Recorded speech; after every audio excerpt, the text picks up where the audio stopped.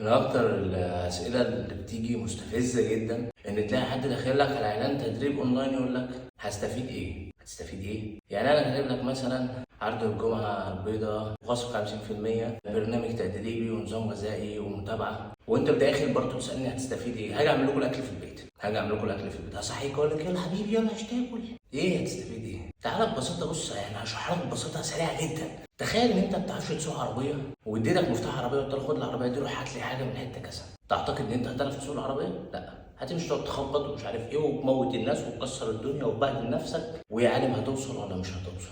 هي نفس القصه بالظبط في التدريب. ساعتك لما بتدخل الجيم وانت مش عارف انت هتعمل ايه ولا الدنيا ماشيه معاك ازاي، فبتدخل تعيش مع نفسك، ما بتتطورش وما بتشوفش التطور، وقدامك حل من الاتنين، يا هتدور على حد يساعدك انك تتطور وتوصل لهدفك، يا هتبطل خالص. فسعادتك انا كل اللي هعمله لك ان انا هعلمك السواقه، فاهمني؟ هحط لك الخطه اللي هتخليك توصل لهدفك وتستفيد بكل دقيقه ليك جوه الجيم، بس هو ده اللي هتستفيده. لكن مش هاجي اطبخ لك الاكل في البيت، يعني مش هجيب لك الاكل على حسابي. يعني تحس ان الناس بتحب تتكلم وخلاص، يعني اي كلام، عارف اللي هو ايه، انا داخل انا في اي اكل. يعني هلاقيها منك انت كواحد مش هين عليك تتعب نفسك شويه تقرا البوست، ولا العيال اللي هم شكل رجاله بس مش رجاله، ولا العائلات اللي عمالين بيبعتوا صور من غير هدوم، الاقيهم مين انا بقى، الاقيهم مين. فنهدى شويه نهدى شويه نهدى شويه، تخلوش الهرمونات تطفح عليكم كده مره واحده، تبقوا ناس غريبه.